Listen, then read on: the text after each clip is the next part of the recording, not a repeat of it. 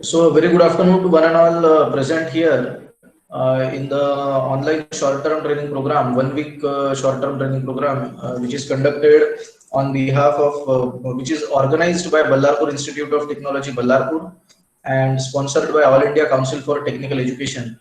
We are really happy to see all the participants joining us in time, and as all of you are aware, our honorable resource person for today's session is Dr. Samir Deshmukh sir, who happens to be a professor in Lakshmi Narayan Institute of Technology. Dr. Samir Deshmukh sir is professor in Lakshmi Narayan Institute of Technology, which is also popularly known as LIT Nagpur. Prior to this, he was professor and head of Department of Chemical Engineering in Priyadarshini Institute of Engineering and Technology. Before joining Priyadarshini Institute of Engineering and Technology, Dr. Samir Deshmukh sir was Associate Professor and Head of Department of Chemical Engineering with Jawaharlal Darda Institute of Engineering and Technology, Yavatmal. He is also Project Coordinator for Enhancing Green Economy in 3 countries in Asia.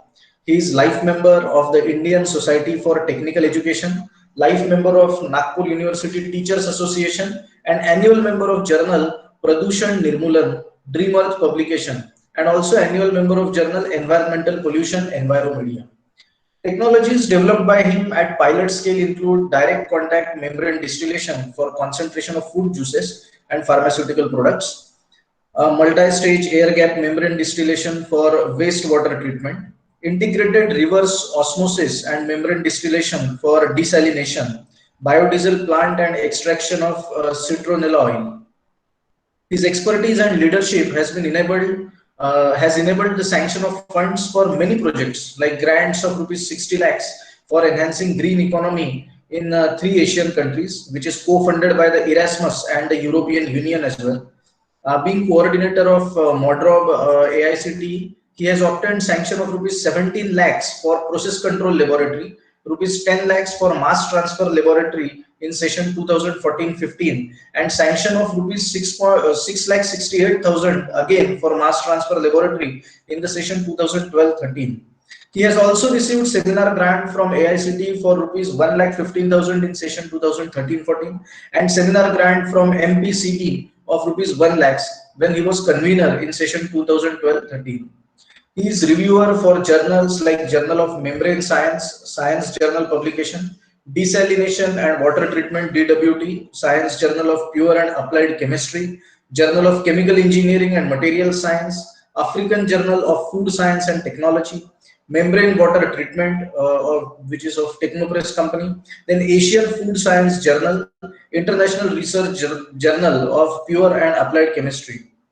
Dr. Samir Deshmukh sir is a research consultant for Indian Biodiesel Corporation of Pune and Mahindra Private Limited Nagpur, and also of Rudra Farms Nagpur. He has been honored quite frequently. He was listed in Marquis Who's Who biography in 2018, Franklin membership of London Journals Press, UK. He is appreciated with a certificate from Journal of Membrane Science for highest scientific credit in the year. He has represented University in Avishkar 2008 held at Mumbai. He is recipient of Best Teacher Award for session 2006, 2007 and 2009-2010. He has also won second prize in DIPEX 2004 for manufacturing of biodiesel. Well, I must say, Dr. Samir Deshmukh sir, that it is a matter of great pride and honor for all of us to have you as our resource person today. And now may I request you to please start the session, sir. Sure. Thank you, Abhijit sir, for such a generous introduction.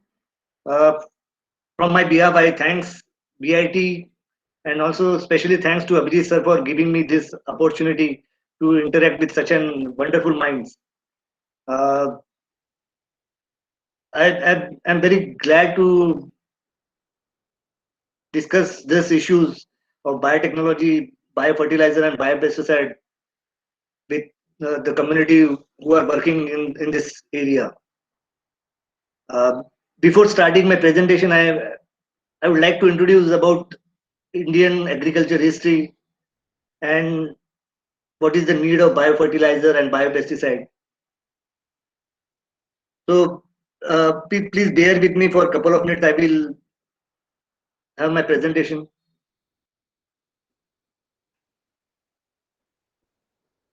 Hope I am audible to all, right? Yes, sir. Loud and clear. So I always, as a teacher from last 22 years, I am always afraid of taking lectures in afternoon, because once we have a food, and it's natural biological process that once we have a food in that once we have a lunch, the food in stomach, whole blood goes to the stomach, and there was lack of blood towards brain, and we feel sleepy or dizzy. So it's very difficult to concentrate in this time, particularly after lunch, afternoon period. So, but I hope you will bear me. Uh, on this, I remember one WhatsApp joke, one WhatsApp shared. It says, "Why teacher is greater than mother?" And the answer below lies is like a mother can make a child to sleep, where a teacher can make whole class. This afternoon session is most of the time I avoid this, but Well, that's quite a joke, sir. so but I feel I will not make you sleep. So as the title says, biofertilizer and biopesticide sustainable approach for Indian agriculture. We know what Indian agriculture and farmers strike in Delhi, and what agriculture reforms and agriculture is going through. So it means tremendous changes. So biofertilizer and biopesticide is Sir, sorry to interrupt. Just to hello. confirm, I think, have you shared the presentation as of now? Yeah, I've shared the presentation. Is it not visible? No, sir, the presentation is not visible. That is the reason I wanted to Okay, know. sir. One minute.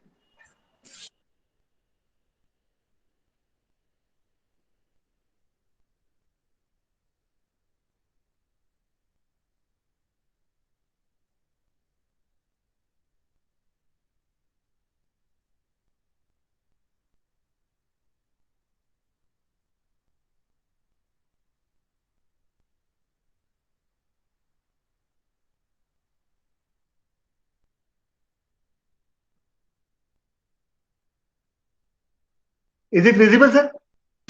No, sir, even now it is not visible. Are you sharing the entire screen, sir, or just Yes, window or screen. tab? I'm sharing the screen, sir. No, sir, we can't see anything on the screen. Okay, wait a minute. It will take some time, I think. Wait a minute. Wait a minute. Okay, sir.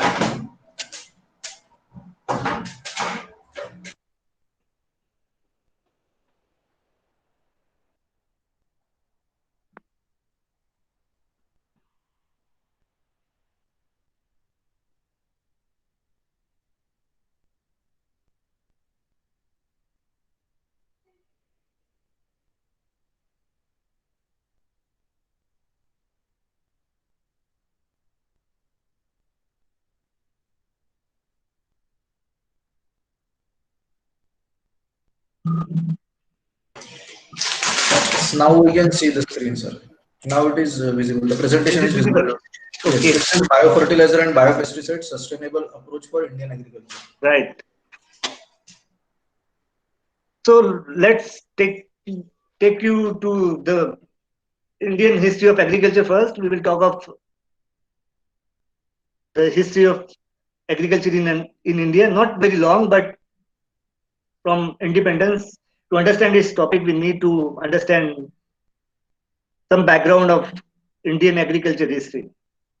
So we all know the history of agriculture in India dates back to the Indus Valley civilization. And presently, India ranks second worldwide in farm outputs. We are second largest producer of grain. We are second largest producer of fruits. We are top in milk production, and so on. And we know that agriculture employed more than 50% of Indian workforce and contribute 17 to 80% to our country's GDP. According to the latest report, primary source of livelihood for 58% of our country, depends directly or indirectly on agriculture.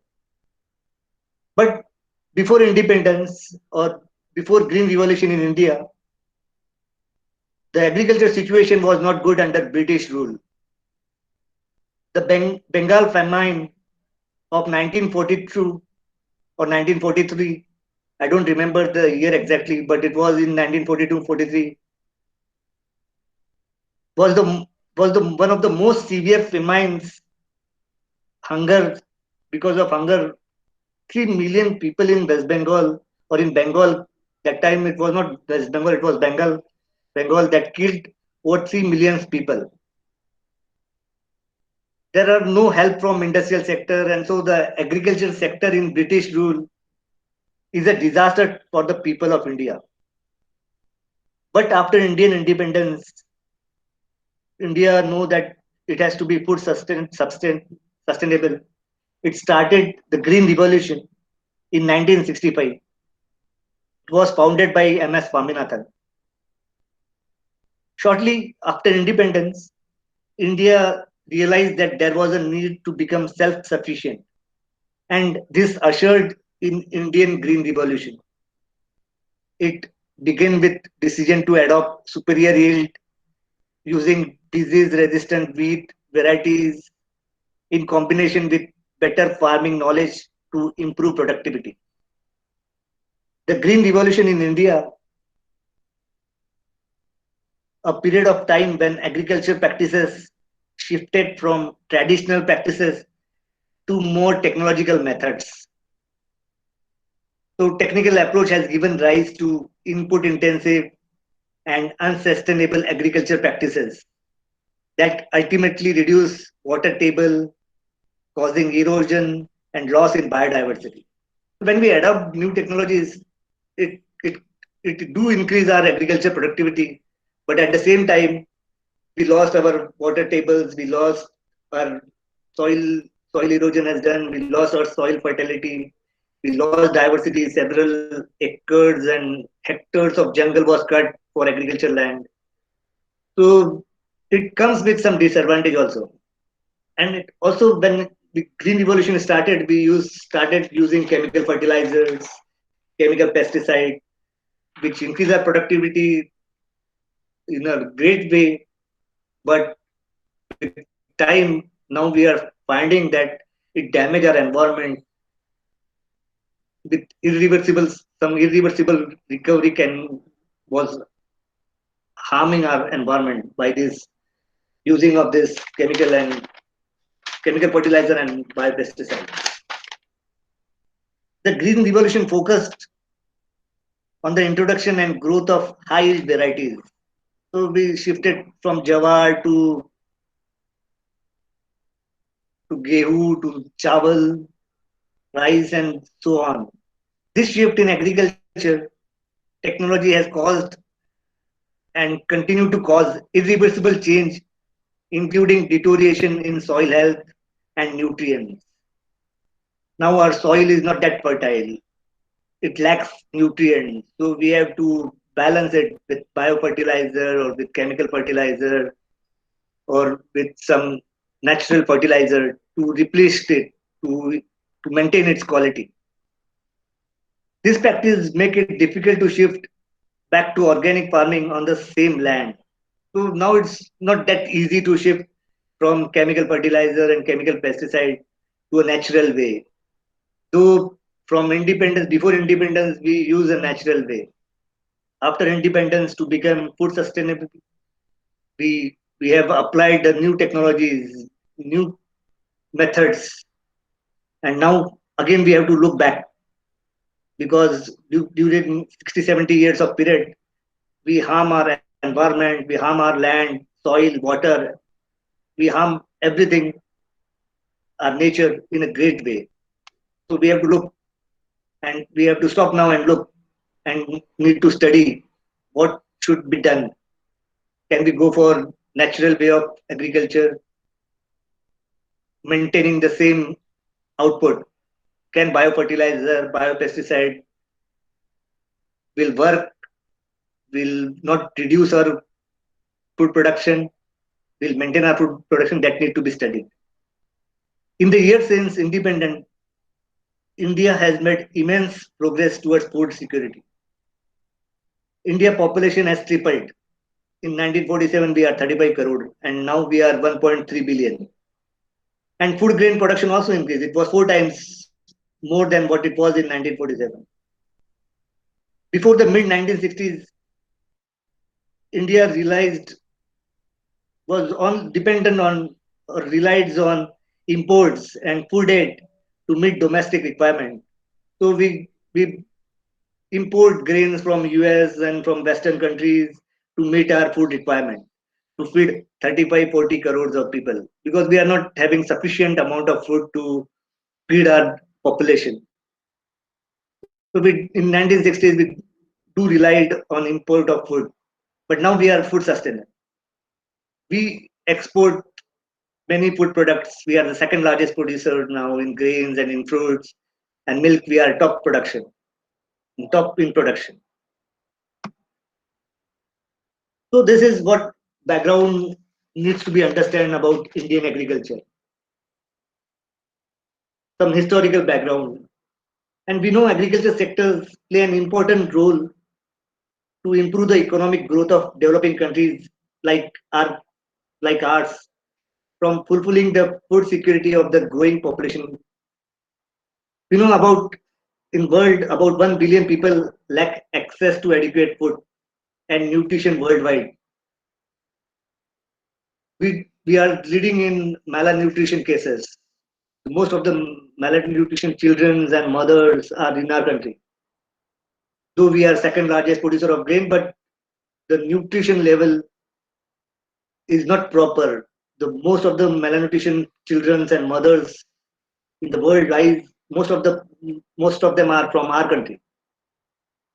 The expected agriculture production has to be doubled what it was today, so as to cater the needs of estimate 9 billion people during 2050.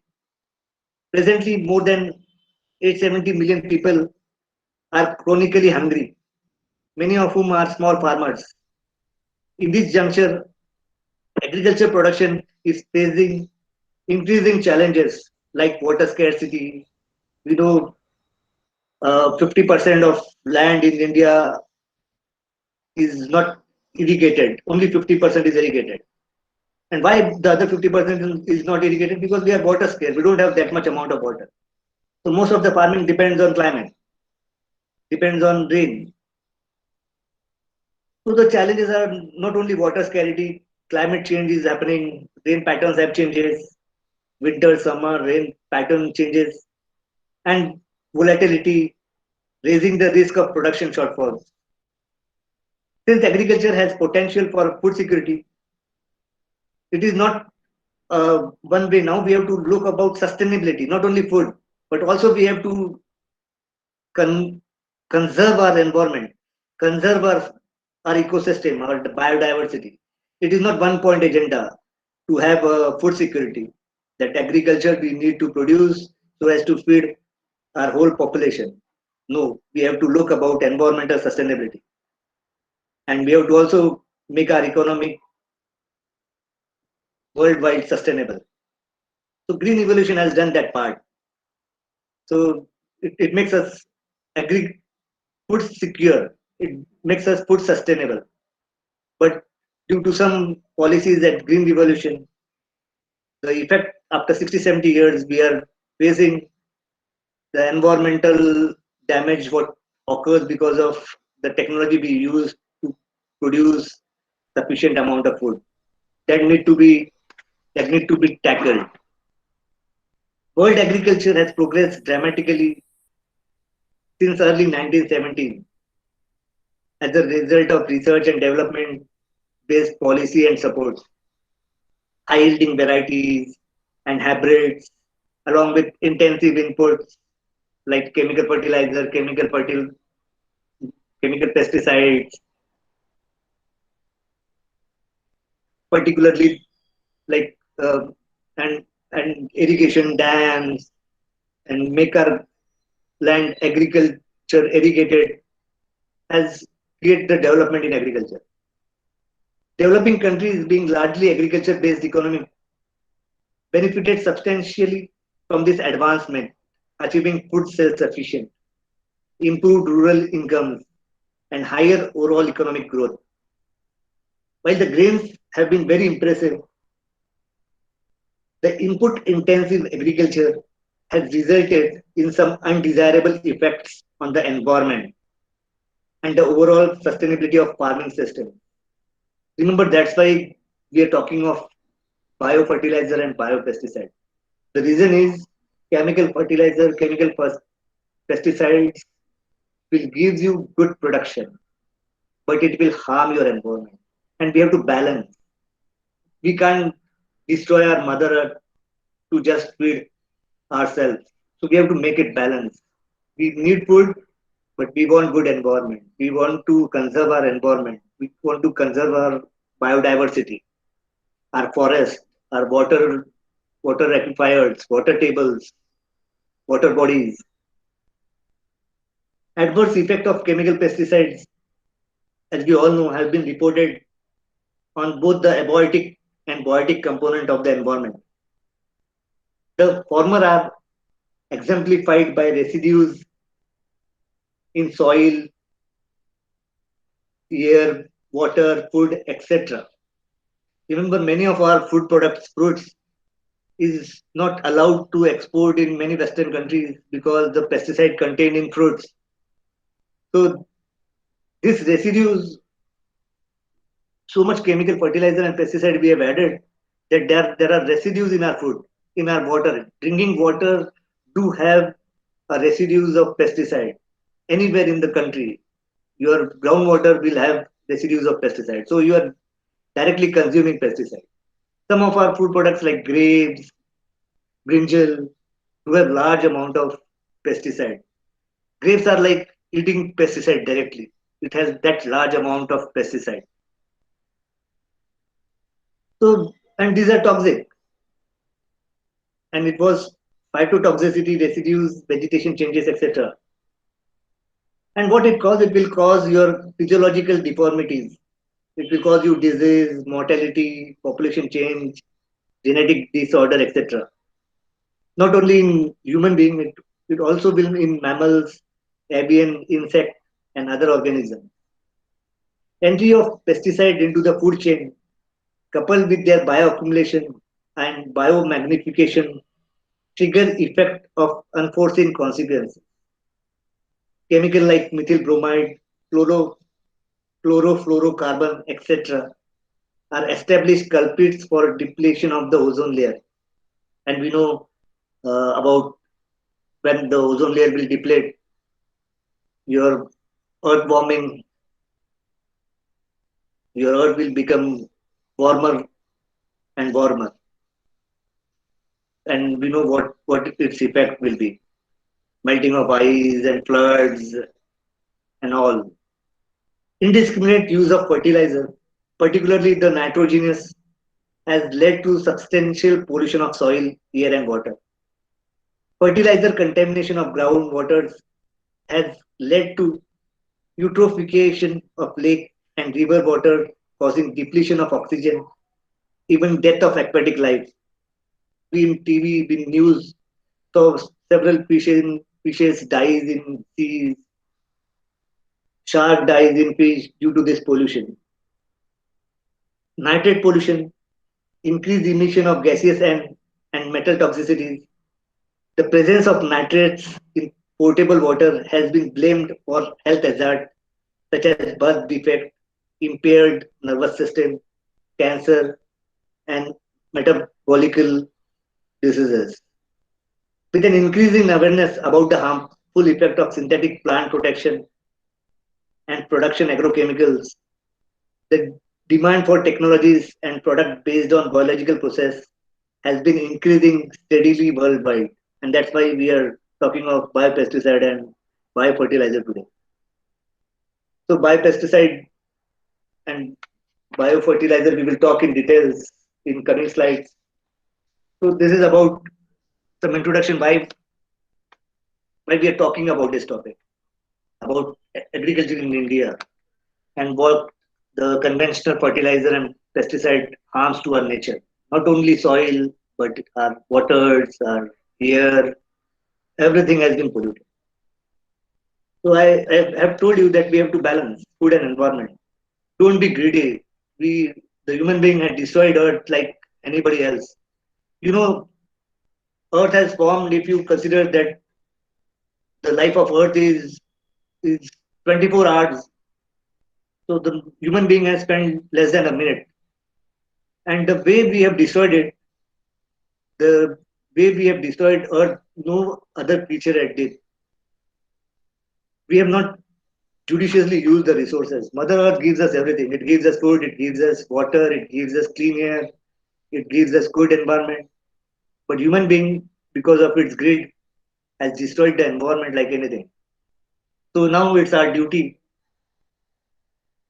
to not only be greedy, not only look for our food, but to have a sustainable agriculture so that our generation to come will have food as well as good environment. So that's why this title I have given food and environment. So human are greedy, so we talk about our food. We talk about food production. The food production is about food quality or meal quality. Is the quality characteristics of food that is acceptable to consume. It should give us all nutrition, vitamins, proteins, fibers, and everything. It should be safe. It should have good nutritional quality, sensor quality, and also tradition. So South Indians do it their traditional food. North Indians have different type of food. So some tradition is also involved. So food quality, that is about food quality. But we need a balanced food, and we need 400 to 500 gram meal per meal a day. So two meal it is 800 grams. So we don't need more than that, but that should have a proper nutritional value. Quality of food. Then food fortification or enrichment is the process of adding micronutrients to food. So you can't eat only rice. You have to add dal for protein. So you have to make it nutritious. So main method of food fortification, like it was commercial and it was industrial fortification. So wheat flour, you can add some nutritions to make it fortified it to make more nutrition. Like cornmeal, cooking oil, you can add some contents. Like in milk nowadays, though milk already have vitamin A and vitamin D, but during process we lost most of the vitamin D. So what they do is they add additional amount of vitamin D in milk. So they fortified milk by adding vitamin D additionally. So that is the way the fortification is done. So many products are fortified. The nutrition are laterally add in it to make it nutritious. Like iron is added in rice to give the to give a food to a nutrition nutrition people so that they should have an iron food content. So in that way, the food is fortified. Biofortification also was done. So biofortification is they do they add nutrition in the crop itself, breeding crop, and to increase their nutritional value, which includes both conventional selective breeding and genetic engineering. So we all know about genetically modified food. So that to add the nutrition in food or to make food fortification, that was biofortification. We can biofortify it. We can add after the product is produced. We can do it anyway. So then we talk about post-harvest management, processing, cleaning, and then distilling the product. We all also talk about food packaging and marketing. Food packaging in last century has done miracle to food industry because we know that, like, for example, milk, we can't store it for a day or two, but due to Tetra Pak, we can increase its shelf life up to 6 months. Similarly, food packaging has increased the shelf life of food. So, as we all know, that 30 to 40% of food and vegetables are degraded due to time because of lack of storage, not a proper packing, but because of packaging, the shelf life of food has increased with good time.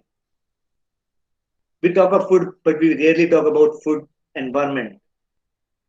And but in this lecture, we will talk of both.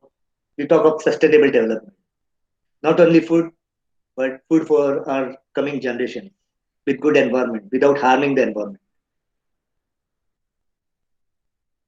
So if you look this graph, it shows the food production versus fertilizer consumption. And the graph very simply shows that as the fertilizer amount goes on increasing with year, your food production goes on increasing. Very simple. You use more fertilizer, you will get more production. And this happened up to 1996 and 1997. If you see that graph properly, after 97, 98, this relationship distorted. So before that, more the fertilizer you add, more food grain production will take place. But after 97, 98, if you look this graph, this relationship has break. So it means further increase in NPK or fertilizer addition to agriculture, the food production does not increase. Most of the states are experiencing increase in fertilizer consumption with slower pace of crop production. Some states witness consumption of fertilizer picking up without any auspicious gain on agriculture crop production. Graph also suggests after 96, 97, graph trends also shows that the NPK or fertilizer consumption is increasing, but the production of food does not increase in that level, or sometimes it decreases.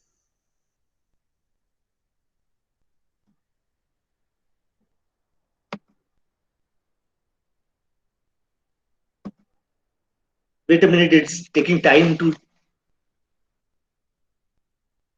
go to next slide.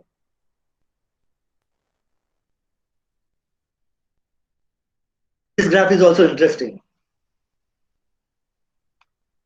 Indian imports of potash in millions of metric tons. So even fertilizer we have to import, and that goes on increasing. And second graph, if you see the world fertilizer consumption graph from 1950 to 2013, worldwide the fertilizer consumption goes on increasing. And it goes on increasing linearly, exponentially. And the last graph, if you see, synthetic nitrogen fertilizer use, population compared to synthetic nitrogen fertilizer use, as the population goes on increasing from 1961 to 2009, even now, your fertilizer consumption goes on increasing. And it's very simple.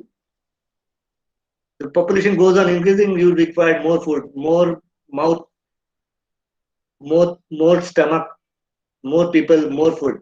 More food, you require more land, or you have to use more fertilizer, more production. So some may say the simplest thing is to make it constant, to make the population constant. So population is the biggest problem. In environment sustainability, the biggest problem is human being, the population of human beings. But we think of all the solutions, but we never think of the simplest solution to control the population. Many problems will be solved if we do that to control our population. That is biggest problem for food, for environment, for sustainable development. Population growth is always the problem. if you go to this graph, you will see all fertilizer use and how it goes on increasing, and especially NPK consumption. NPK consumption exponentially increased through years, and mostly nitrogen. Nitrogen is the major contributor, then phosphate, and then potash. And potash mostly we import from other countries.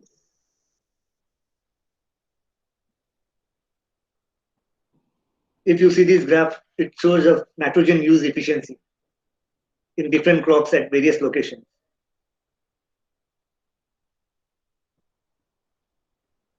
So like rice, the nitrogen use efficiency in India is 28-34, while in Pakistan it was 49. This is because of the carbon content in the soil health. So what can be done? Can we increase this nitrogen use efficiency so that your fertilizer use will be reduced? That can be done, because if you see the comparison, you will amaze that in some countries that NUE, nitrogen use efficiency, is very high. That depends on quality of soil. So what can be done is, if your nitrogen use efficiency is less because your quality of soil does not permit it, you can change you can change you in spite of rice you can go for other crop. Don't do agriculture of rice. That the new laws say that there was large production of gehu, we don't want that much amount, you change your crop. Most important slide. So what harm the synthetic fertilizer do?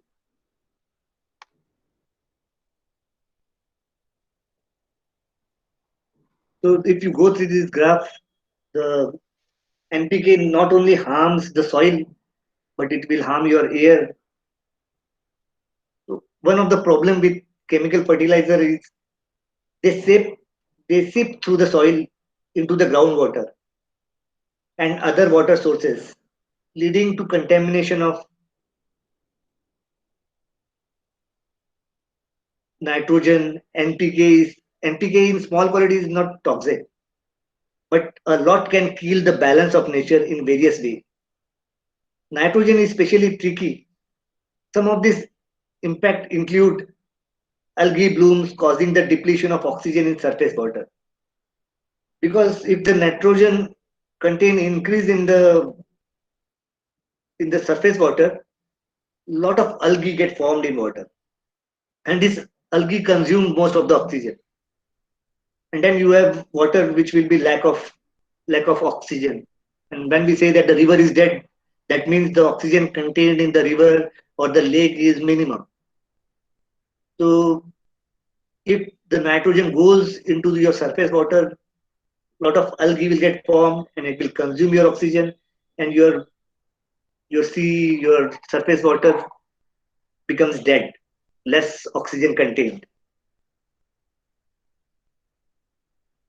And also the pathogens and nitrates in drinking water, and the emission of, so it not only blooms algae, it creates pathogens and nitrates in drinking water, and it was very harmful. Pathogens are very harmful. For if you consume water with pathogens, it will harm you, it will upset your stomach, it can create diarrhea and so on.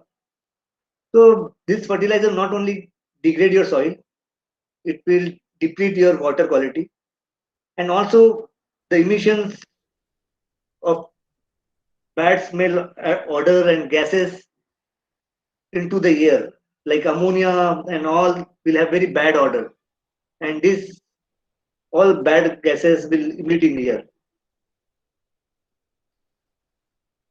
So nutrients from manure and fertilizer enter lakes and stream through runoff and soil erosion. Because when you give water to your farm, The runoff water will carry all this fertilizer, and this runoff will erode your soil and degrade your surface water. Some of the harm of chemical fertilizer may cause include waterway pollution, chemical borne diseases to crops, increase in air pollution, acidification of the soil, and mineral depletion of the soil. These are the bad effects of chemical fertilizer. And fertilizer affected on the health also. It will affect on your health also, on human health, on health of animal. Contaminated water may contain high levels of nitrate and nitrites, causing hemoglobin disorder. Heavy metals such as mercury, lead, cadmium, and uranium have been found in fertilizer, which may cause disturbance in the kidney, lungs, and liver and cause cancer. So the chemical fertilizer not only harm your soil but also harm your air as well as your surface water. So environment and health related issues of synthetic fertilizer is enormous. So we need to take care of that.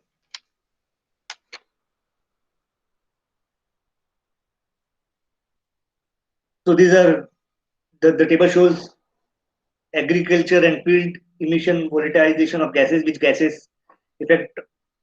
These are people who studied about hazardous gases emission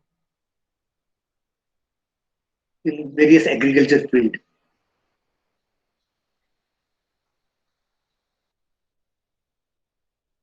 This is leaching and emission losses of nitrogen from the agriculture field under wheat production on application of commercial chemical fertilizer.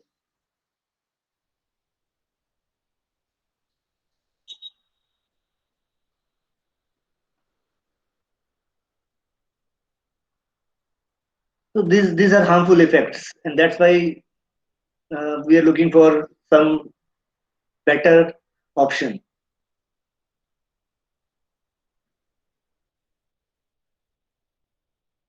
So take a break for a few seconds, and then we will again start about.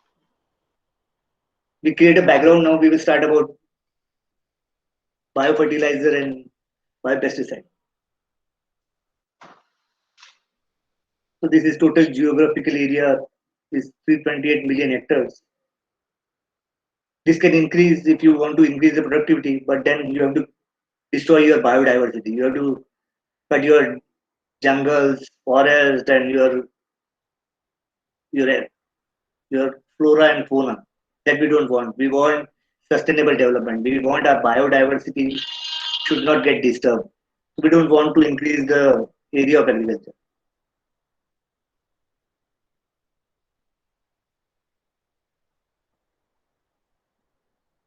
We are largest producer in the world for pulses, tea, and milk. Second largest production of fruits, vegetables, wheat, rice, groundnut, and sugarcane.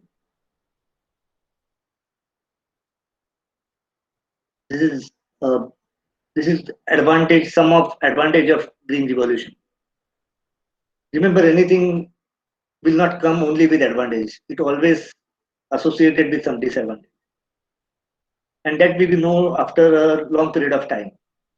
After 60, 70 years, now we are now we are experiencing the effect of chemical fertilizer and chemical pesticides. Though we have achieved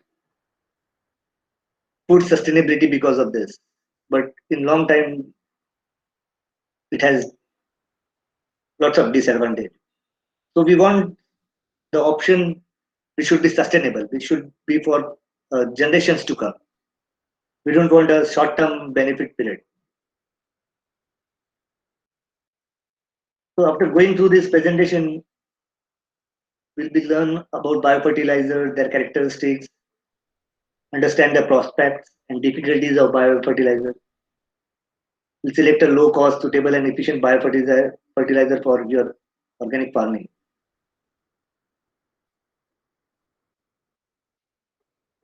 Generally, agricultural land gets impoverished after long-term cultivation if not supplemented properly with inputs.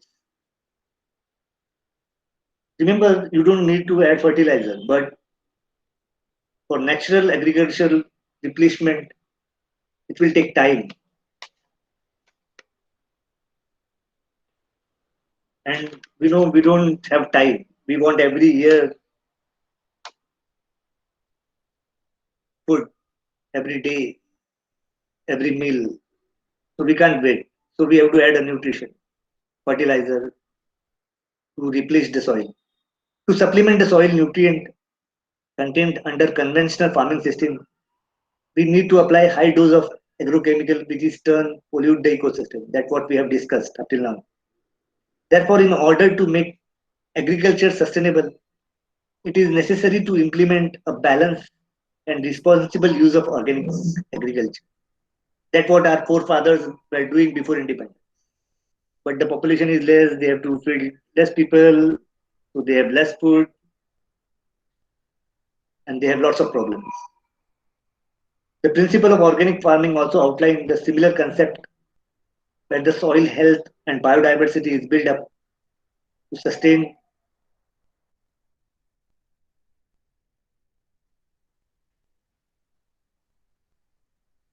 So the present focus on fertilizer consumption and food grain production scenario in India, what we have already discussed. Fertilizer, constant use of fertilizer leads to loss of its fertility, and thus fertility needs to be replenished. The deficiency like nitrogen, phosphorus, and potassium are required in large quantities. These are referred to as NPK. We know our fertilizer, NPK. Chemical fertilizer like nitrogen and phosphorus are applied to land so that it regain its fertility. Manures are manures and waste that after partial decay are added to the soil to increase crop productivity. Manure supply are essential element required by the crop plant.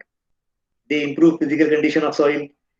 They also add water holding capacity of soil. And there are different types of manure also we can use for organic farming, like green manure, farmyard, compost, rotten vegetable, animal refuse, and so on.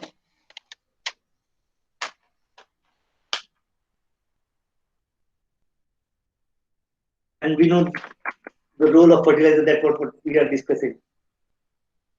So if you use constant use of land, if we use constant land for agriculture, it will loss of its fertility. And thus the fertility needs to be replenished. That's what we talk. The deficiency of any one or more nutrients in the soil may impart the growth and development of plants. Microelements like nitrogen, phosphorus, and potassium are required in large quantities. The chemical fertilizer and like nitrogen and phosphorus are applied to the land so that it regains its fertility. The crop yield is falling and it's not proportion to the fertilizer consumption that we have seen through the graph after 96-97. If you see this table comparison to other countries, the fertilizer used per kilogram per hectare, you will see the positive point that we use less fertilizer per hectare of land. But this is the half story. We need to also see what is the per hectare production. Like in China, per hectare production is 3 to 4 times more than in our country, grain production. Cause of decline crop production productivity. These are causes why our crop productivity goes on declining. Imbalance and indiscriminate use of chemical fertilizer. Occurrence of multi-nutrient deficiency, such as zinc, boron, sulfur, etc. Besides NPK. NPK is main content, but at the same time, there are some nutrients which are also needed in small proportion. Rain-dependent agriculture, inadequate irrigation facility. continuous formation of land, unfavorable for adoption of technology.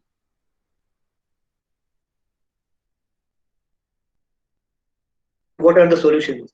Used of balanced fertilizer, organic fertilizers, and biofertilizers can provide viable leverage to increase crop productivity.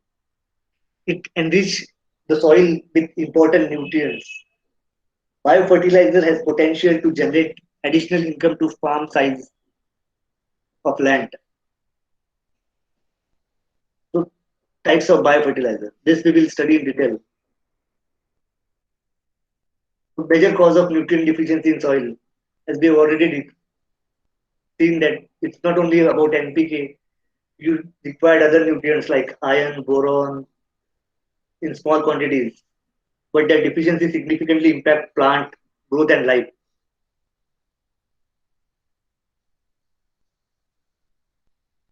Nutrients are taken up primarily by the roots in the form of an aqueous solution in the soil. And all this compound has different use, different characteristics. What is biofertilizer? What is biofertilizer? The question comes in our mind, what is biofertilizer? The name itself is self-explanatory. A biofertilizer is a substance which contains living microorganisms which, when applied to seeds, plant surface, or soil, colonize the rhizosphere or the interior of the plant and promote growth by increasing the supply or availability of primary nutrients to the host plant. Biofertilizer add nutrients to the natural process of nitrogen fixation, solubilization phosphorus, and stimulating plant growth to the synthesis of growth promoting substance. The microorganism in the biofertilizer restore the soil natural nutrient cycle and build soil organic matter. Through the use of biofertilizer, healthy plants can be grown while enhancing the sustainability and the health of the soil. Biofertilizer can be expected to reduce the use of synthetic fertilizer and pesticide. So biofertilizer is ready to use for formulation of such beneficial microorganisms, which on application to seed, root or soil, they help to build up soil microflora and thereby soil health. Biofertilizer provide eco-friendly organic agro input. Biofertilizers such as rhizobium, azotobacter, azospirillum, and blue-green algae have been in use for a long time. And they individually have different effects that we will study in details one by one. As we know, organic farming excludes the use of many chemicals. Use of biofertilizer is recommended for improving the soil fertility in organic farming.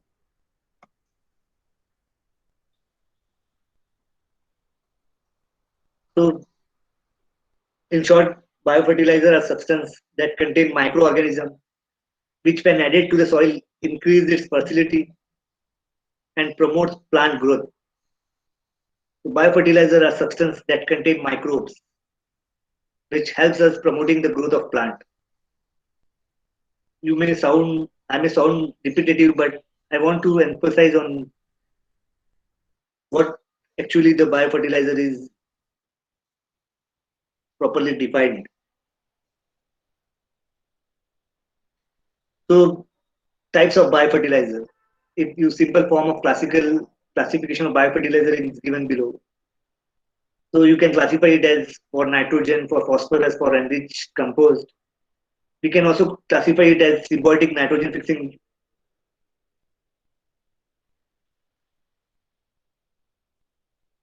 So rhizobium for nitrogen, rhizobium for legume crops.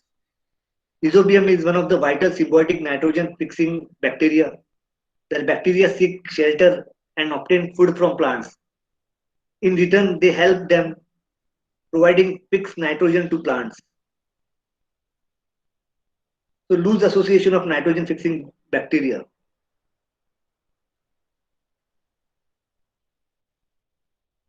So nitrogen fixing bacteria like rhizobium, The nitrogen fixing bacteria work under two conditions, symbiotically and as free living bacteria. Non-symbiotic, the symbiotic bacteria make an association with crop plants through forming nodules in their roots. The free living bacteria do not form any association but live freely and fix atmospheric nitrogen.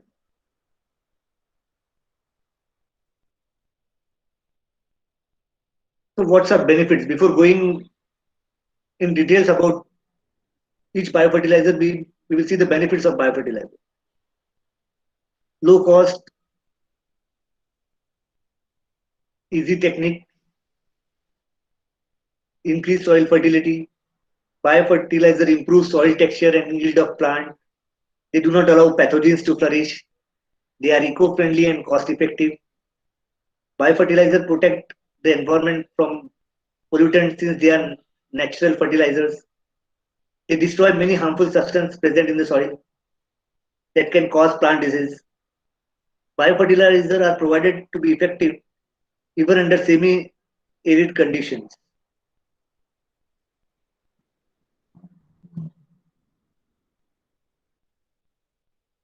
As we talk of nitrogenous biofertilizer, Fritz Haber developed a method for production of ammonia.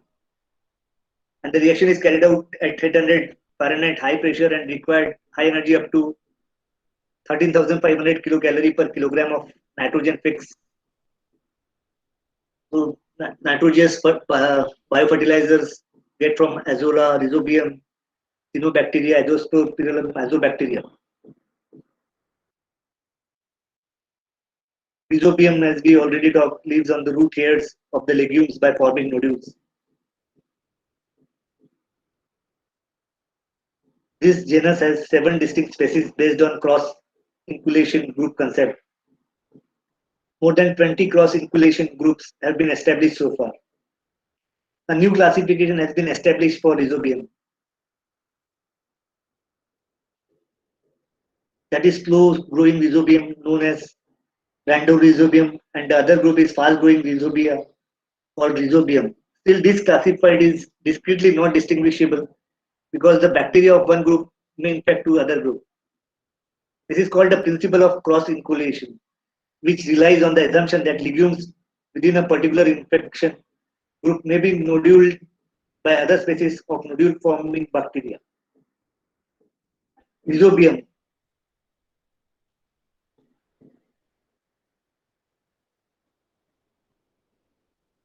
Now, application of biofertilizer in general and Rhizobium in specific. Following are the important application of biofertilizer. Seedling root deep. Seedling root deep. This method is applicable to rice crop. The seedlings are planted in the bed of water for 8 to 10 hours. Seed treatment. The seeds are dipped in the mixtures of nitrogen and phosphorus fertilizer. These seeds are then dried and sown as soon as possible. Soil treatment. The biofertilizer along with compost fertilizer are mixed and kept for one night. The mixture is then spread on the soil.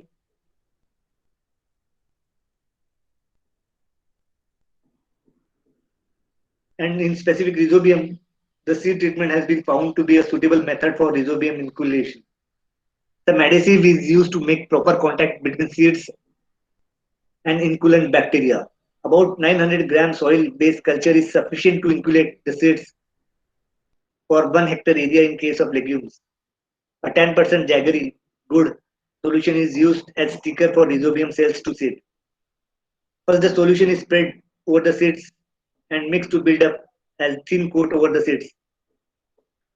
After the ascertaining the proper coating of slurry over the seeds, the inoculant is sprinkled over the seeds and the content is again mixed thoroughly.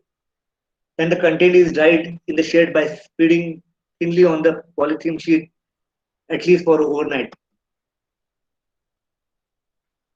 And Azospirillum is recognized as the dominant soil microbe.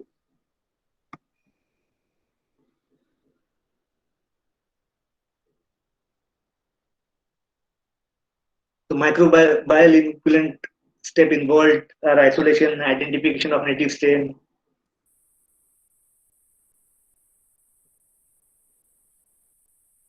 I will skip this slide because we are short of time. I think we discuss many other biofertilizers. Azotobacter. First time Bejernik isolated and described Azotobacter prococcum and A. agilis. It fixes 20-40 kilogram Newton per hectare per annum. It was recommended for rice, wheat, and cotton. Characteristics: gram-negative, rod-shaped, aerobic, firstly regulated, well at 25-30 degrees centigrade, high humidity, aeration, pH value should be range, soil pH, this is pH of soil. Soil pH should be range from 7.2 to 7.6, high salt concentration. Isolation can be done for solely using N3 media like SISB mannitol media. Colonize are flat, soft, milky, and mucoid. Azospirillum.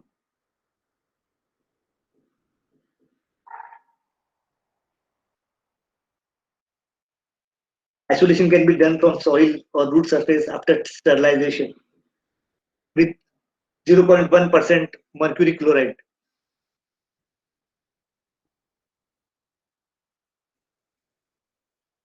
Media used for growth contain sodium malate.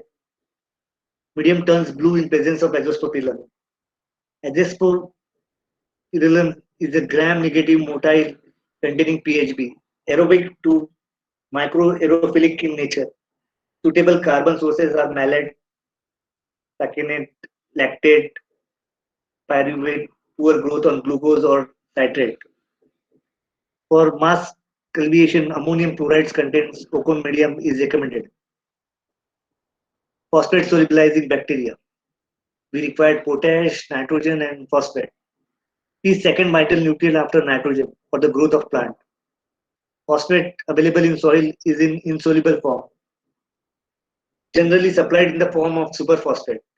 Many organisms in the soil solubilized phosphate. So examples are given. Blue-green algae. This is another important class of biofertilizer. The blue-green algae are small organisms and can be seen under the microscope as a single cell or a large accumulation of cells or stings of cell. They have similar external appearance to that of algae and azolla growing in a pond. Their requirement for light, nutrient, and carbon dioxide are also similar. Bacterial inoculant.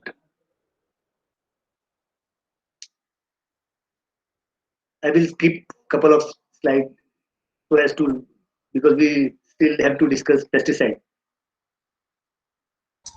Azolla is an aquatic heteroporous which contains an endophytic cyanobacterium. Hello. For good growth of azolla, P2O5 is added in water pond. pH is maintained 8 and temperature between 14 to 30 degrees centigrade. Azolla shows tolerance to heavy metals like mercury, lead, copper, cadmium, and chromium. Azotobacter is heterotrophic, free-living nitrogen-fixing bacteria present in alkaline and neutral soils. Apart from its ability to fix atmospheric nitrogen in soil, it can also synthesize growth-promoting substance. Many strains of Azotobacter also exhibit fungicidal properties against certain species of fungus. Sir, we have, hello, sorry to disturb, sir. We have almost 1 more hour left, and in case if you need like 5-10 more minutes, that is also okay if you take. Yeah, sure. Okay.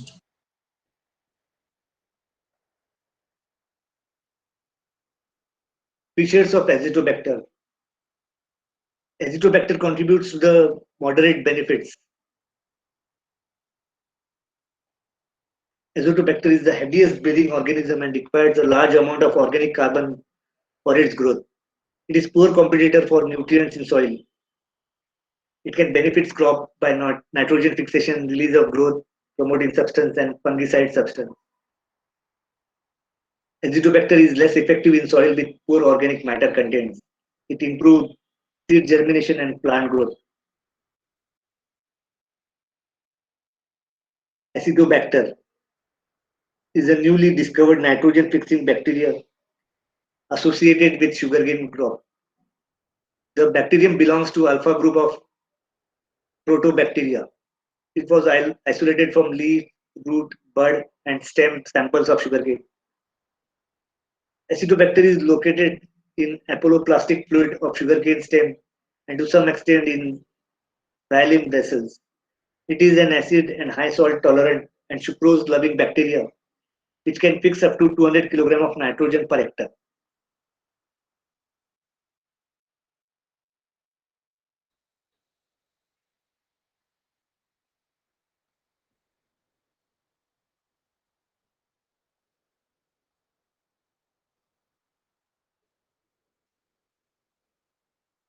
So methods of biofertilizer inoculation.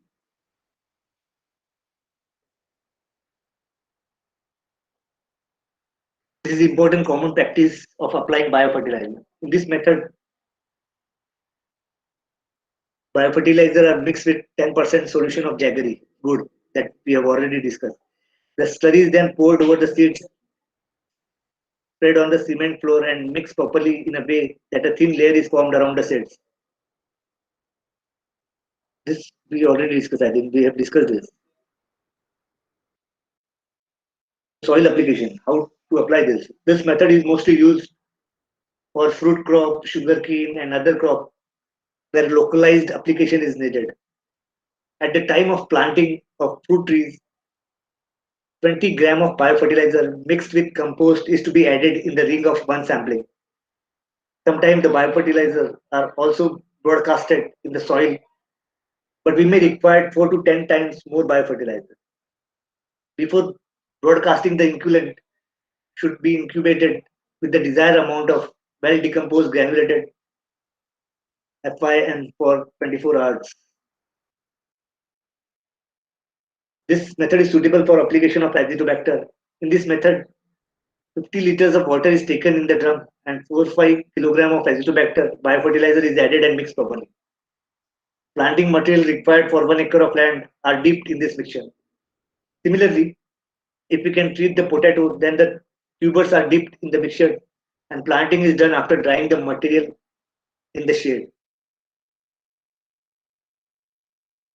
Advantages.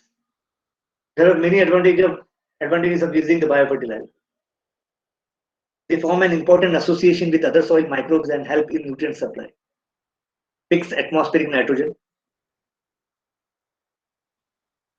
So it uses atmospheric nitrogen and create nitrogen required for crop. We don't have to additionally add nitrogen here. What we do in chemical fertilizer. Increase availability or uptake of nutrients through solubilization or increase absorption. It not only add nitrogen, but it also increase the absorption capacity. If you remember, if we have studied the nitrogen use efficiency graph, due to absorption capacity, the fertilizer absorption capacity is 26 to 30%. So the absorption capacity is less, you have to use more fertilizer.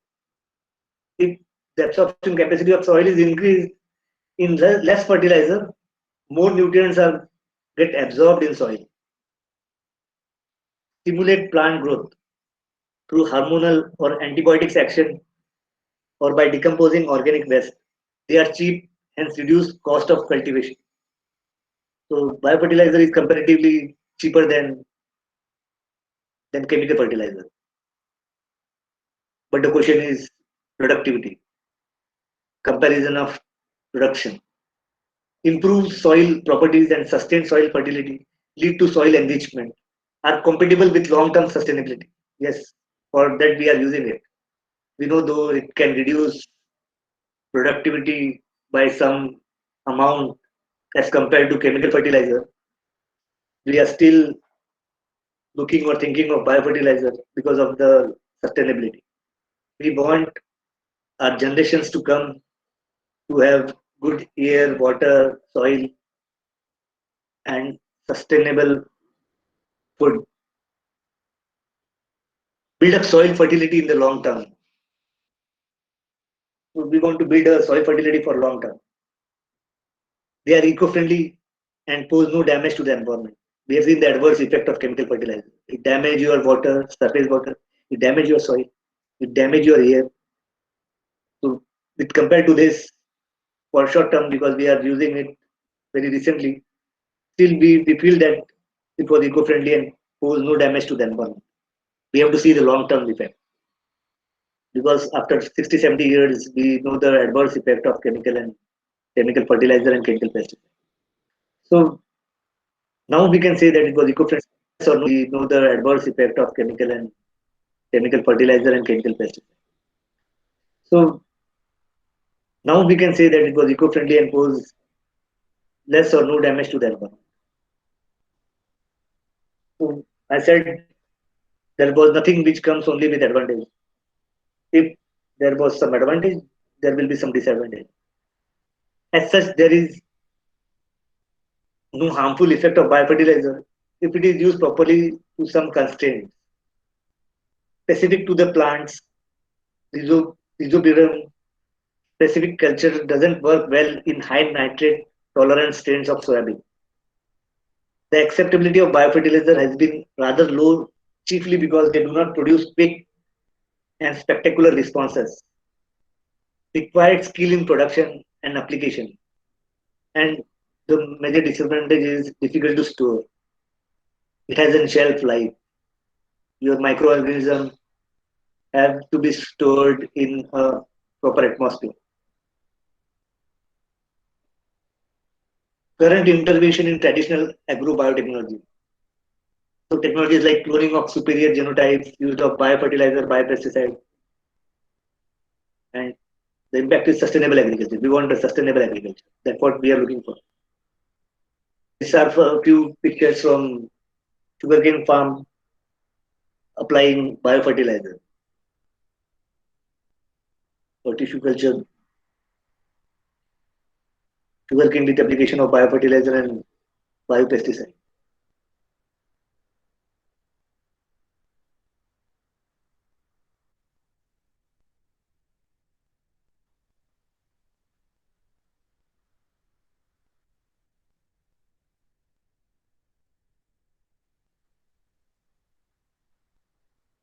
So traditional biotechnologies for rural India way forward.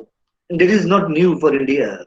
Our tradition before independence in ancient times, we do use this technique for farming, for producing fruits, for producing spices. So compelling data on application of major traditional biotechnologies, we need to do a gap analysis. How we do traditionally with new technologies, what are the advantage, disadvantage, what harm we do to environment, how the productivity increases, and so on. The potential for biofertilizer.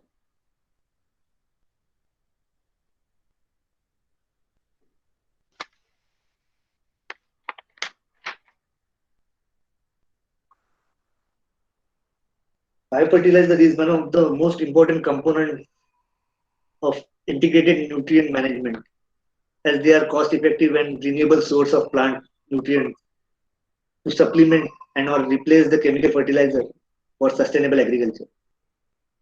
They are preparation containing living cells or latent cells of efficient strains of microorganisms that help crop plant uptake of nutrients by the interaction in the rhizosphere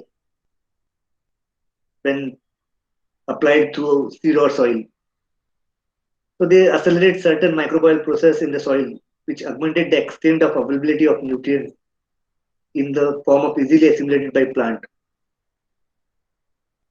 So the growth in agriculture production during the last 3 decades has been accompanied by sharp increase in the use of chemical fertilizer. That's what we have already discussed. To post-independent era till now, how our production has 4 times increased due to use of chemical fertilizer. But at the same time, we also degrade our soil. Its fertility is reduced. We pollute our land. We pollute our soil. We pollute our air. We pollute our surface waters, and so on. So biofertilizers are considered to be an important alternative source of plant nutrition. They are biologically active products, include bacteria, algae, or fungi, with the ability to provide plant with nutrients. So we need to look for alternative, and biofertilizer seems to be promising alternative to chemical fertilizer.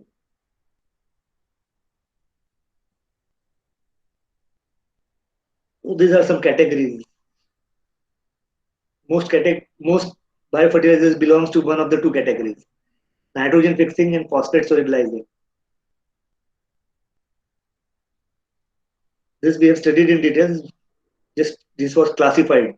Nitrogen fixing biofertilizer fix atmospheric nitrogen into forms which are readily usable by plant, while rhizobium requires symbiotic association with root nodule of legumes to fix nitrogen. Other can fix nitrogen independently.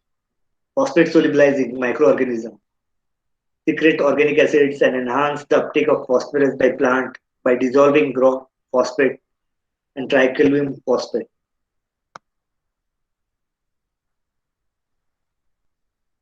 So we can use a balanced fertilizer or mixed fertilizer and check the productivity, because we know suddenly if we stop using chemical fertilizer and we shift over to biofertilizer, the production may decrease. That we don't want, because we have to feed 1.3 billion people. So can we do some of balancing? Can we use balanced fertilizer, organic fertilizer, biofertilizer, and chemical fertilizers to increase crop productivity? So it will enrich the soil with important nutrients. Biofertilizer has potential to generate additional income to farmer from the same size of land.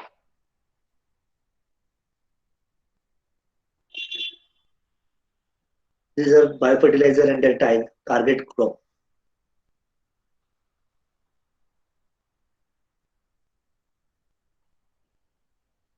Rhizobium is mostly used for pulses, oil seeds, fodder, Azitobacter for wheat, rice, vegetables,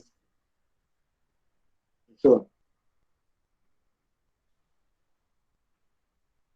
This is comparison, increasing yield over yield obtained with chemical fertilizer. This is taken from a paper Das 1991. I am not claiming it that biofertilizer gives more production than this. I have taken from a source that was given in the literature.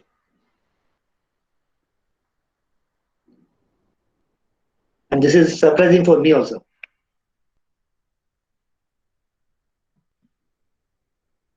Current scenario of Indian agriculture and promotion of biofertilizer. We know we have discussed it in the first half that the green revolution brought impressive gains in production, but with insufficient concern for sustainability. After 60, 70 years, if you remember that graph of increasing use of fertilizer, increasing productivity of crop, stop after 1997, 98. So in India, the availability and affordability of fossil fuel-based chemical fertilizer at the farm level has been ensured only through imports and subsidies. And our government gives large amount of subsidies to farmer fertilizer. In future, if the subsidies was removed, then chemical fertilizers will be very costly, and then farming will be further goes in difficulties. So dependence on chemical fertilizer for future agricultural growth would mean further loss in soil quality and possibility of water contamination. The government of India has been trying to promote and improve practice involving use of biofertilizer along with chemical fertilizer. So production of biofertilizer in India. The idea of using microorganisms to improve land productivity has been around in India for at least 70 years. But it was only in the 1990s that the large-scale production of various biofertilizers started. Presently, a number of agriculture universities, state agriculture departments, and commercial enterprises produce a various amount of biofertilizer. Objectives of production of biofertilizer in India. The promotion of biofertilizer in India is mainly carried out by National Biofertilizer Development Center, Ghaziabad, which was set up in 1987. The main objective of the National Center are produce and market biofertilizer of required quality, isolate and maintain biofertilizer strains suitable to various agroclimate regions, train agricultural extension workers, promote biofertilizer through field demonstration, prepare quality parameters, test sample of biofertilizer produced by others, and so on.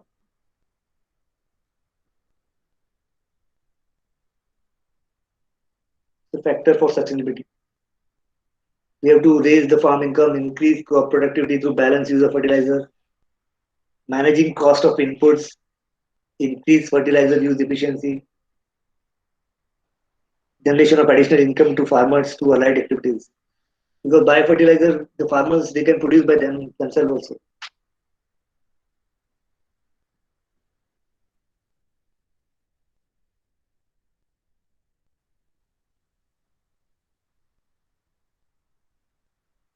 Farmers' perspective in using biofertilizer in agriculture in India.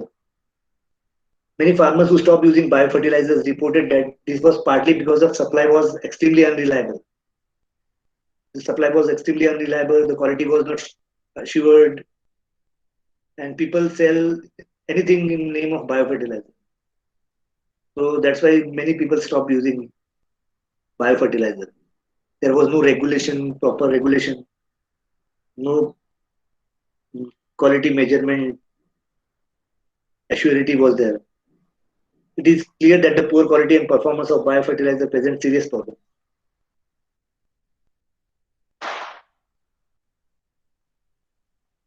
So there are several reasons for that.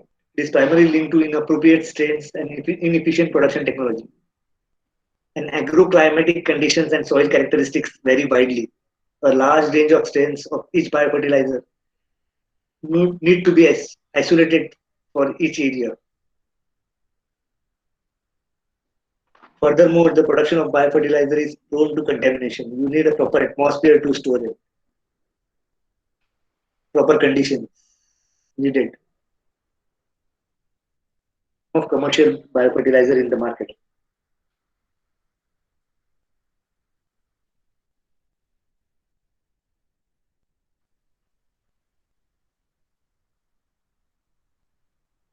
So biopesticide, the potential for biopesticide. Biopesticide have attracted much interest in the research community nowadays because of the potential good alternative to synthetic pesticide. While there are issues concerning product performance and development, especially in the area of nanotechnology, is a bar-going area where biopesticide formulations have been better designed. For this reason, they have garnered such attention over the past decade. The development of various multifunctional organic and inorganic nanocarriers with hierarchical structure has made possible a more efficient delivery of diversified biopesticide, as well as biogenic sources and the green synthetic route of this nanoparticulate further ensure their eco-friendly application.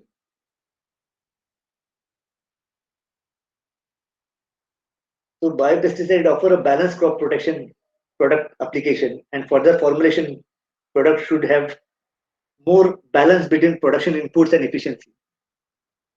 This is significantly applicable to insecticidal and microbial types of biopesticide because it will be easy to provide single organism based product to consortium based product.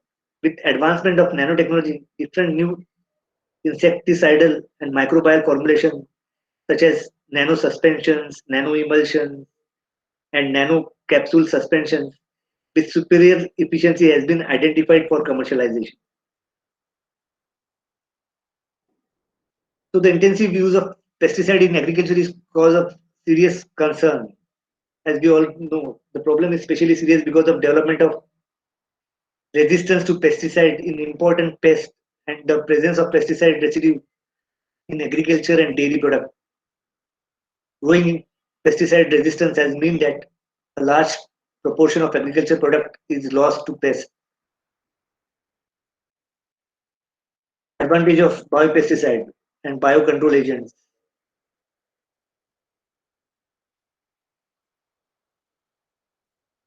Biopesticides are derived from animal, plants, and microorganisms such as bacteria and viruses.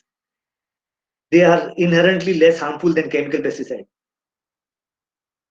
They are more target specific than chemical pesticides, affecting only the target pest and their close relatives. In contrast, chemical pesticides often destroy friendly insects, birds, and mammals.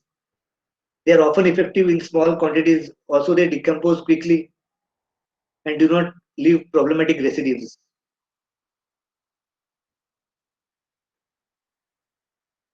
Biopesticides are yet to take off in India despite their enormous market potential and government sanctions finds a new review.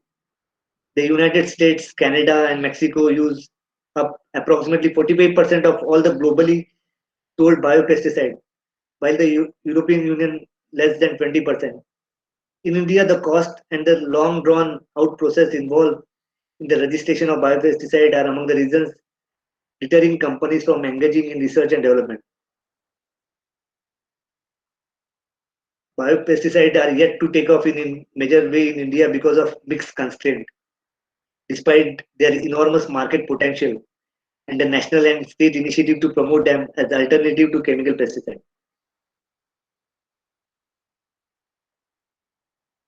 Some important biopesticide and biocontrol agents. We all know with BT, Bacillus thuringiensis is the most commonly used biopesticide globally.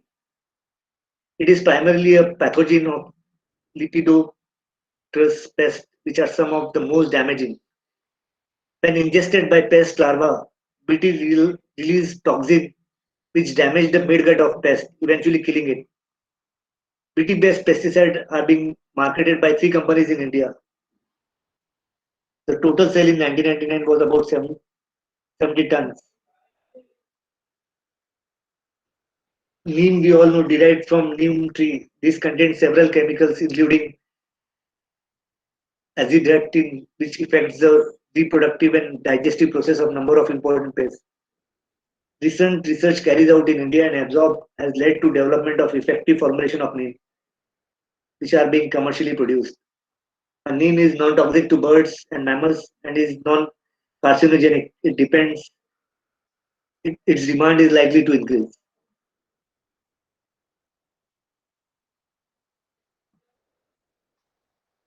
I want to skip a couple of. I will share the slide and you can go through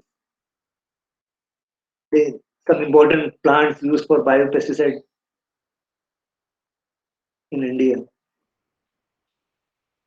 Name of tree, part or extract of the tree, chemical extract, final product. Like first, it was East India walnut, Albiza, lilac, seeds, leaves, bark, and roots. From that, they extract from this source, from seeds, leaves, bark, and roots. They extract by using water, at least solvent. They extract capric acid, alkaloids, and quercetin, and this was used as a biopesticide. From cashew oil of this shell, the oil was extracted from the shells, which consist of phenolic compounds, was used as a biopesticide. Custard apple, stems and leaves, anonine is extracted by using some solvents, chemical solvents, which produce biopesticide, and so on. Outweighs consumption of pesticide in India. This is chemical pesticide I am talking of. The commercial biopesticide in Indian market.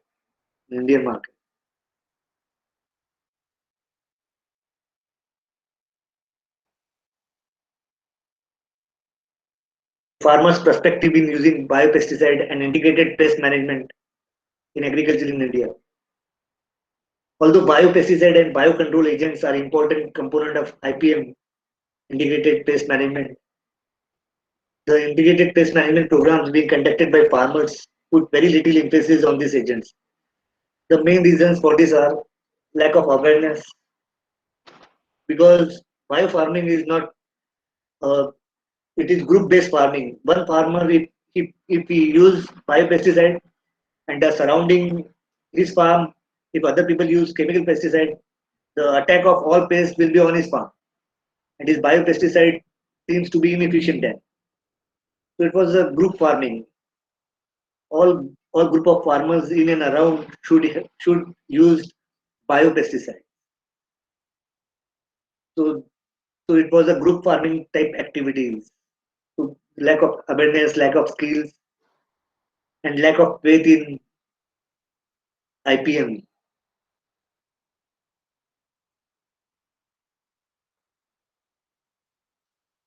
So IPM practices are also difficult and cumbersome.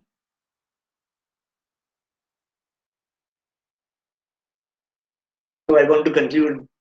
So despite the Indian government effort to promote the production and use of biofertilizer and biopesticide, various studies found that biofertilizer has found little acceptance still today in India. The presence policy of providing grants and low interest loans to biofertilizer producers should be abolished. This has resulted in setting up a large number of inefficient plants which cannot produce good quality biofertilizer. Meanwhile, in a disturbing trend that rise in demand for biopesticide, owing to the national and state initiatives, has ended up stimulating the market of spurs biopesticide. They are undermining the respectability of the biotechnology sector. One of the constraints in India is that limited production of biopesticide, with only 14 biopesticidal formulation being registered under the 1968 Insecticide Act, which primarily categorized the criteria for determining pesticide biosafety. So the policy of marketing biofertilizer at very low prices should also be stopped. The prices are too low to attract adequate investment in modern manufacturing facility. There are ifs and buts for biofertilizer and biopesticide. So biopesticide production is a high risk venture requiring a high initial capital investment, right from the screening stage to selection of potential strains for sale, packaging, storage, and distribution. But the single biggest constraint is its development and growth in the rampant sale of substandard or spurious biopesticide and the biopesticide contained with chemical pesticide. Adding to the problem of fake, contaminated, or substandard biopesticide are the unregulated organic biological product not approved by Central Insecticide Board and Registration Committee. There are several fake products of biofertilizer and biopesticide is also a very disadvantage. Also, their low shelf life is also a major concern for farmers. The shelf life, the product life, if it was not stored in a proper conditions, the shelf life is very less. Even maintained in a proper conditions, the shelf life of biopesticide and biofertilizer is very less. Biopesticide consists primarily of living microbes. Temperature fluctuation, humidity, and exposure to ultraviolet radiation dampen their efficiency. Moreover, any contamination severely reduces its effectiveness in field conditions. So there is more research and trials needed. More research and trial are needed in biopesticide and biofertilizer. It would be unrealistic to expect biopesticide to completely replace chemical pesticide. They are one of the component of integrated pest management. So more research and trial on area specific and crop specific formulations are needed to maximize the use of biopesticide and biofertilizer. Microbial production cannot be commercialized the way other agriculture are commercialized. Point out by many researchers, being live products that are subjected to high variability and diversity, they cannot be standardized across the country. there is need for research and production units at the local level to supply to each region crop livestock this thing. Second, no good scientist will advise that this product be applied directly or along with inorganic fertilizer. The microbial product is applied along with organic matter like farmyard, manure or compost, compounding the problem in the fact that mechanism of agriculture has reduced or removed cattle in many areas, reducing the scope for biomass application in general is the biggest problem. So I stop here and wait for the questions of participants. Yes, sir. There are actually many questions already in the chat box, and one by one, I would like to read them out. So one question is from Mr. Sanjeev Verma, sir, and he is asking which one is more dangerous, pesticide or herbicide application in agriculture? If it enters in the food chain, and as well as he's asking for soil health, human, animal, and plant health also, which is more dangerous, use of pesticide application in agriculture or herbicide application in agriculture? So pesticide is more dangerous because it left some residues in soil, in runoff water, and it is and many of the residues are carcinogenic. So there are several studies in Punjab and Rajasthan where high pesticide use that there was many farmers are causing cancers because of pesticide. So pesticide is basically more dangerous than anything used in agriculture than herbicide or in by anything we use. But pesticide Okay. is the most dangerous, and the effect remains for long time. Okay. Sir, there is one more question again from Sanjeev Verma, sir. And he's saying that how biofertilizers can feed the world in a limited unit of land as the yield of crops by biofertilizers is less than chemical fertilizers. So can you repeat? I can't hear your question, sir. Please, can you repeat? Okay, Pardon? I'm sorry, sir. How biofertilizers can feed the world in a limited Can feed unit the of world, land? Yes. He's actually talking about the productivity. He's asking as right? to how can, because chemical fertilizers yield more. So how can biofertilizers, meet our requirement of feeding the entire world in a limited unit of land? Yes, yes, sir. In one slide, that's true that biofertilizer the productivity is less than chemical fertilizer. Though some studies contradict, but in general it was accepted that biofertilizer productivity is less. So that's why in one slide we talk of balanced use of fertilizer. So balanced use of fertilizer, we have to have research and development whether the mixture of organic fertilizer, biofertilizer, and chemical fertilizer. We need to we need to develop something which will manage if it not increase the productivity, it will manage what productivity is today by chemical fertilizer. We should get that productivity. It's right that chemical fertilizer productivity will be less, will be more, but the disadvantage is also more. So we need to look for some sustainable solution. So biofertilizer seems to be one of the solution, and we need to study about the balance use of or the mixtures of these uh, some fertilizers, and we have to study fertilizer for crop to crop. For crop to crop biofertilizer and its productivity increase, we need to check. But it's very short use of biofertilizer. We are talking of productivity, but when the development is going on, like in sugarcane, use of biofertilizer shows very promising results. So hopefully there will be several researches going on in agriculture universities. So every crop they will have some solutions.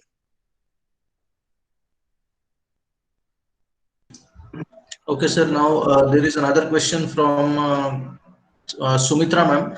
It is a humble request to all the other participants and attendees as well that in case if you wish to talk directly to a resource person, you can always unmute yourself and ask your question directly. So please go ahead and ask your questions directly. You are very much May I, welcome. excuse me, Hello.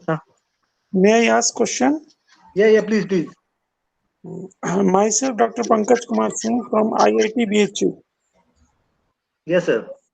Here, your lecture is very nice.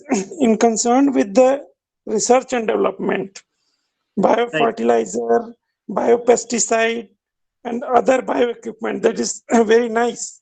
But in Thank you, concern sir. with the practical point of view, as the the farmers that are doing the agriculture, they are not utilizing that processes, as this is Okay. taking so much time consumption is more, production is less.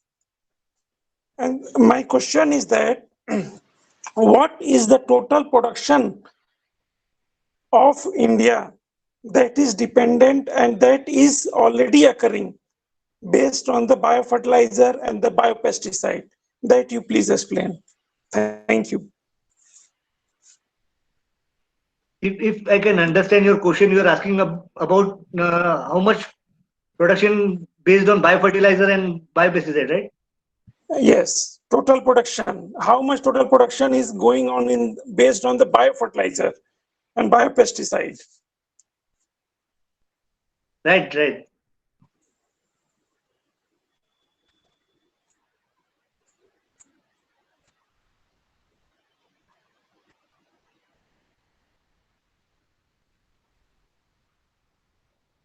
So I have not gone through some data which tells about this, but I don't feel it was much. It is hardly 5 to 10%. I don't know exactly, but and there was no data supporting it. But we have to look. I have not gone through this, so I will check Yeah, and will tell you sometime. to research and development on the experimental basis only. But on the practical point of view, it is not much effective. Right. So, That so I is the have told you that problem. in my presentation, I have told you that what are the reasons for that. But we should try na, that farmers should utilize that you are saying 5 to 10%. This is also lesser. I don't think that this percentage is also matching with the actual data related to the overall production of the country. Right.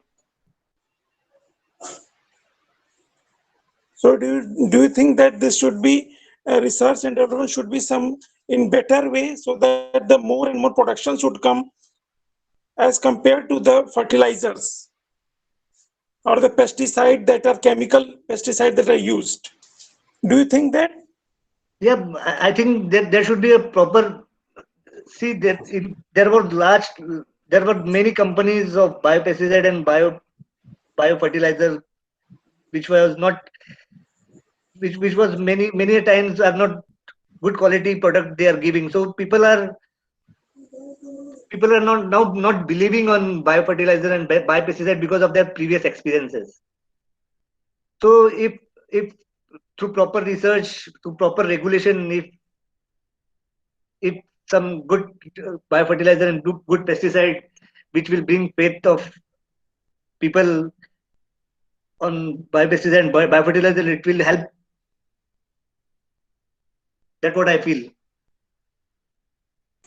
Okay, thank you, sir. Okay, next question is from Khushbu Chandra ma'am. Khushbu ma'am has already raised hand. Khushbu ma'am, please go ahead, ask your question.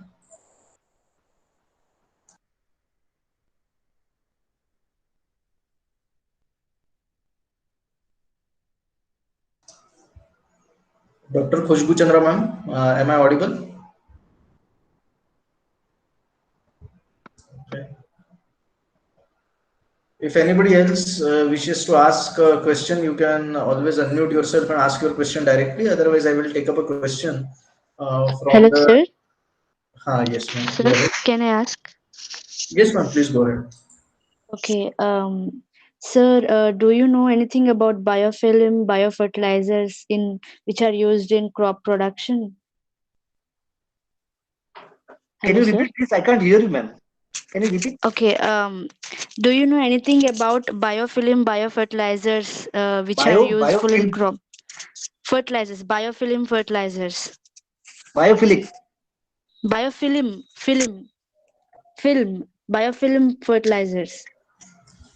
Sir, she is asking about biofilm, FILM, And biofilm fertilizers, if I'm not wrong. fertilizer. Yeah, that's that one.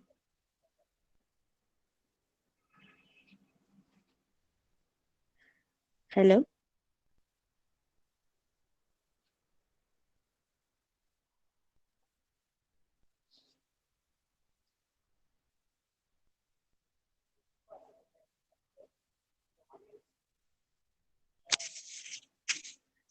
Hello, sir. Yes, ma'am, just a moment. I will check if there is Okay, some sir. connectivity issue.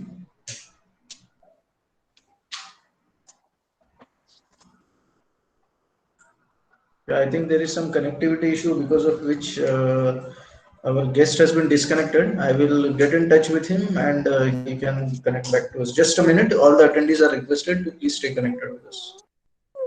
Hello, sir. Yes, Kushbu ma'am, just a minute. Our Yeah, honorable yeah. guest is Actually, I about to have call. question. Yeah, Yes, I yes. want to ask. Yes, yes. Just the thing is, he has lost connection. So, if you'll please stay connected, I will try and Okay. check. Please, yes, joining back the meeting or not. Just a moment.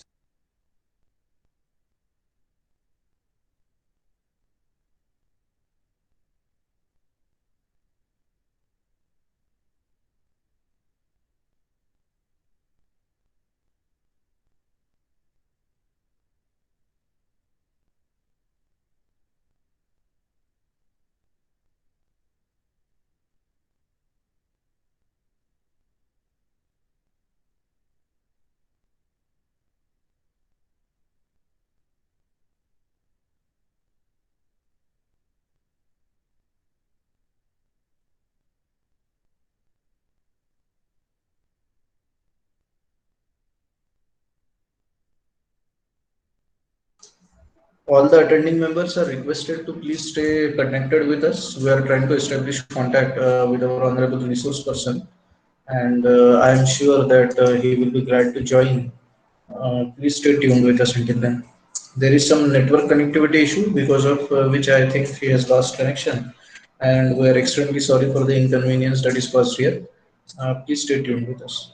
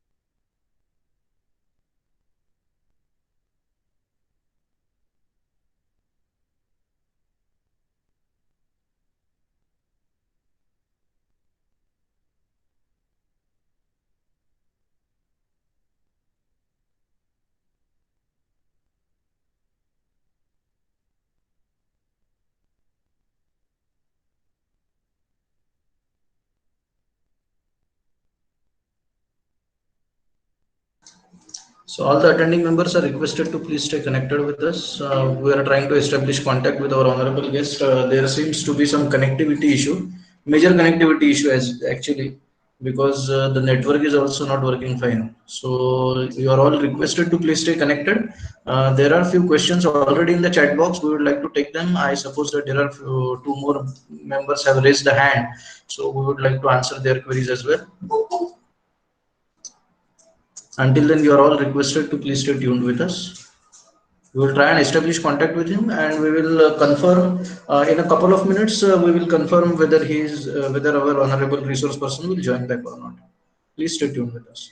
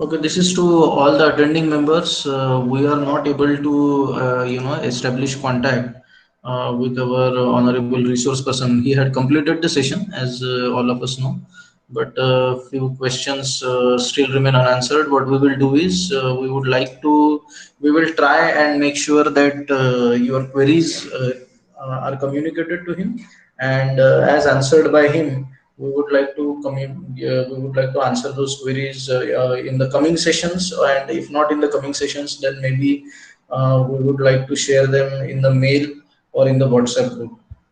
So on behalf of Ballarpur Institute of Technology, Ballarpur, and on behalf of the organizing committee of the short-term training program, I thank you all for attending the session. And I also thank our honorable resource person. Unfortunately, he is not in the meeting with us, but I would like to extend our warm gratitude to him for conducting such a wonderful session, which was appreciated by almost all the attending members. And the queries that are raised in the chat box automatically is an evidentiary of how interesting the session was for all of us. So thank you very much for attending the session. The link to share the feedback form will be shared shortly on the WhatsApp group, you are all requested to please fill in the feedback form. The link will remain open only till 11 p.m. tonight, and you are all requested to please fill in the feedback form before 11 p.m. tonight. We will now take a short recess and resume the session at 3:15 p.m. So you are all requested to join us back by 3:10 p.m. like 10 past 3, so that we can start the session at 3:15 p.m. sharp. So right now we will take a short recess and we will resume the session at 3:15 p.m. Thank you so much for attending the session, and see you back at 10 past 3. Thank you.